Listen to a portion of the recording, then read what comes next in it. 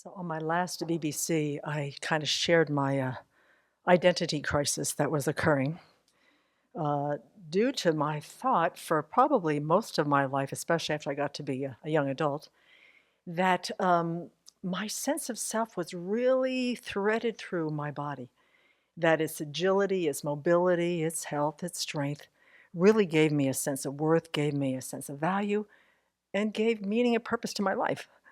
So when things like I started to have to start replacing parts and things started to get a little bit decrepit, I said, Semke, you're backing yourself into a corner here. Do you want to really be attached to a sense of identity and self on something that's disintegrating pretty much before your very eyes? And so I've been working on this a lot. And I have to say that it's been loosening my grasp around the body and how it means so much to me is certainly loosening. And of course, it's very helpful to have good company in the community that everybody's kind of working on this as well. And so I'm beginning more and more to appreciate that over the years, if I am willing to be sincere and consistent in my practice, that the Dharma will do profound work on my mind. And part of what I have to be willing to do is, as my practice and my understanding of my own mind deepens, that the Dharma goes deeper in my mind and it starts chipping away at this stuff. It starts chipping away around these identities, the self-grasping, the self-centered thought. And that I've got to be willing to engage in it and run it through as far as I can to be able to dismantle some of this identity stuff, some of this self-grasping. So that body part is an important part. I'm going to work on that probably till the day I die, but it certainly has loosened up a lot. The other one, another identity that I have that is at least as old as that, if not older, comes from some very intense messaging I had early on in my life. That when grown-ups are afflicted, when they're pissed off, angry, full of rage, resentment, it's all your fault. You got to fix it. You got to make this all better. And if you don't, you're going to have some form of punishment as the result, which for me, the most tender part was not just the physical stuff, but it was the withdrawal of love, the withdrawal of affection. But unfortunately, because I can't control other people's emotions, other people's feelings, from the time I was little one all the way up to now and forever, is that my success rate was pretty dismal. And what happened in response to that is that I constructed an identity, a very strong identity for trying to fix, trying to make good, trying to make nice, trying to make people feel better. And it became riddled with anxiety, fear, melancholy, sensitivity. And one of the ways in which I would try to make this happen, to do what I thought I was being told anytime somebody got angry with me, I would power through any situation that I came upon. And so this tracing this mental habit of being blamed, this whole sense of victimhood, I find it only helpful if I do something with the information. So the longer that I practice the Dharma, I just remember these patterns. I remember and I feel them when I'm in community here. So I have to be able to take whatever information the Dharma is supplying me, so it starts chinking away and getting these pieces out of the deeper parts of my mind up to the surface, that I've got to be able to work with this. So sooner or later, I'm going to have to deal with it because I see the depth of suffering that these self-grasping at these particular identities brings, and that sooner or later, I'm going to have to figure it out. I'm going to have to use the Dharma to work on it. So this particular one about, it being on my fault is that it's 60 years old. I don't know how many times maybe a million times I've said this, thought this in my head, believed it, lived my life in a certain way, that the Dharma has been a real game changer for me with this particular identity. Amazing that the fact that there's a possibility, this started happening maybe 3 or 4 years ago, is that there's a possibility that the only mind I have responsibility for, the only content of that mind is mine. Now, Venerable has said this for years, and it went down about this low. But because of practice over time and consistently having to see the repercussions when this gets engaged and the suffering that it brings, I've had to really address it in a much more direct way. And that I don't make people angry. I don't make people furious. I don't make people harm anybody. I don't have that power. I might be a trigger. I can make myself unhappy. I can make myself angry. I can piss myself off. But I don't have the power to do this. And I have had to say this over and over and over again. Now, the Dharma also challenges me to look closely at this false narrative. Once again, this is something that Venerable has said ad nauseum over the years. Is it true that you are responsible for other people's feelings, that you have to fix things? How is it that you think you have control over other people's emotions and feelings when you don't even, sometimes you don't have control over your own mind? Where's that coming from? What's the logic of that? And my reality, my experience is that I don't have control over my mind a lot of the time. So there's no place that I can go where I have control over other people's minds. And it's helpful, and it's been painful and humbling to see how this old habit of mine plays itself out in this community. That anytime anybody gets angry at me, anytime that anybody gets angry at anybody, I have antenna. I know when there's resentment flowing around between people. There's just a sensitivity that I have, an intuition about it, that there's a sense of urgency. I start getting a little panicked. I start feeling something's got to happen here. Something's got to, because there's danger, there's fear. I'm going to get hurt. It has nothing to do with me. People are just dealing with their conflicts. I personalize anger very, very closely in my mind. And that I make it, and it's so strong that I have a fear of my life. When people are in conflict, I have a fear of my life, and I have nothing to do with it. That's how strong this pattern of belief is. So 4 years ago, in Venerable's kind effort to expand the complaint department for the Abbey, she created the Harmonizer role. And this role has put this identity in my face. It's like trial by fire, because the whole thing is about getting me to get past this idea of someone whose job it is to make everything okay, to smooth the troubled waters, to fix it all so everyone is happy, to take responsibility for other people's pain, because that's what I do. It's in my face all the time. It's just the role. And then I realized, and I'm coming around saying, it's not the role, Semke. The role is to really listen to people. It's so they feel heard, so they feel understood. You support them to help them look at a bigger perspective, to see what's going on for them, not whose fault it is.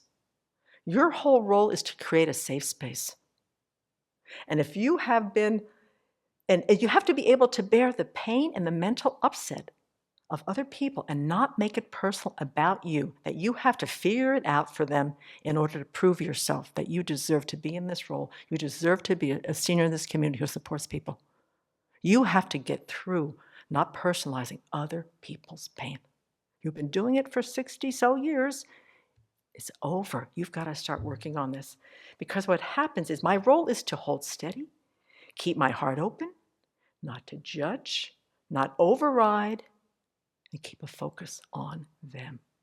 But if I don't, and I've seen this also with a number of you, is that I won't be available.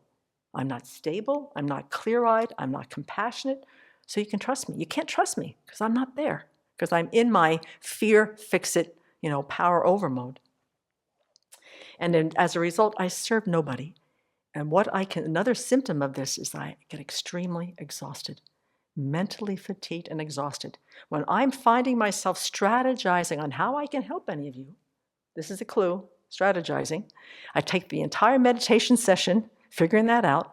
The bell goes off, and that's it. I ask myself, well, are you tired enough yet? You just strategized how to help so-and-so, and you haven't done your practice. It hasn't helped. You're still as confused as you were when you came in here, and you're tired. So Venerable, the teaching on introspective awareness helps me to sniff out this strategizing, catch it in the beginning, so that the panic and the urgency Once that kicks in, then I really have a hard time pulling myself back in. And as soon as I see this kind of, there's an anxiety there, I reconnect with my motivation. I aspire to have loving kindness with some wisdom at whatever level I can muster. And as Venerable says, the other piece of this is that I have to be willing for people to be unhappy with me. Because sometimes, I'm going to be honest, people do want me to fix it. They do want me to make the problem go away. They want me to fix the hard feelings and the misunderstanding. And I can't do that. And I'm trying really, really hard to support everybody, but redirect them to each other. I don't want to be a triangle, or to have some clarity. So then the next step for me in this process is, why am I so afraid of anger? There's no punishment here. There's no threat to my life here. This is an old habit. This is an old mind. This is an old self-grasping based on a non-existent that is not anywhere to be found. And that ignorance and self-grasping bring pain. I am starting to understand that there's a relationship here. So I now have a new mantra. When the fear comes up, and when I say, where is the fear when I get scared? Don't fix it, try to find it. And you're not going to be able to find it. If you start dismantling your mind to try to find this fear and this panic that's showing up, you go find it. And if you can find it, then you go ahead and fix it. Who is afraid, anxious? Who wants to fix? If I see myself, the afflictions, others as impermanent, not set in stone, and this is where this whole idea of imputation is taking a whole new meaning for me. I have given this entire construct meaning, and it has brought years of misery and unhappiness, and I have to go through a deconstruction of this imputation. It's hard enough that I've already got the appearance of inherent existence, and then to put on top of that this construct, it makes it even harder to deal with and a lot harder to let go of. So I'm trying to deconstruct this and to see that, as Venerable has said also over and over again, that these karmic appearances are designated in dependence upon a body and mind that does not stay static, permanent for not for a nanosecond. I can't find it. I can't. This is a karmic appearance in dependence upon a body and mind. If I can even touch that in my mind, even for a short period of time, around this identity, the lack of it having any basis of designation, I can touch into an openness, not so identified with it, not so set in stone. And this has been happening due to this role that Venerable gave us 4 years ago. It's been the greatest blessing. It's been the greatest suffering. But I have been growing in it. I have been growing and growing and growing in it. And that this dismantling of this old thinking is doable. The role becomes a joy. The roles become moving, fluid expressions of my love and my bodhicitta. It's not this tangle of constructs and fear and anxiety and pushing and powering over people. And so, and now at this point, because I'm seeing that once the Dharma brings it up to the surface, you can't stuff that back anywhere. It can't go back into the closet. It can't go back into the corner on the ledge somewhere where the Dharma had chipped it off in the first place. That I have to be willing to be in it for the long haul. I can't hide from the fear. I can't hide from the self-grasping. I can't hide from the self-centered creations of my own mind. This is my work. This is where I'm totally have to be on board. This is the mind I have to fix. This is the mind I have to transform. So this whole, and all the roles here, the whole grounds thing got me in touch with this, the identity around the body. The harmonizer roles got me, working with this identity of this fear and this anxiety around anger and how to fix things and how to make things go away and make things right and okay for other people. Can't do it anymore. So I'm happy. I get to work on this, I can see the movement, I can see the change, I can see the lightening up, I can see the white knuckles aren't there as much as they used to be. And to know that I've got this loving, kind heart that wants to help. I mean, this Bodhi cheetah is doable also, you know, but I got to get this garbage out of the way. And so that's what I'm working on right now. And I don't know if I'll give you an update, but you'll probably see it. You'll probably experience the update of Semke's doing what she needs to do. You'll be able to be the director. You'll be my valid cognizers for whether it's working or not. So anyway, that's where I am.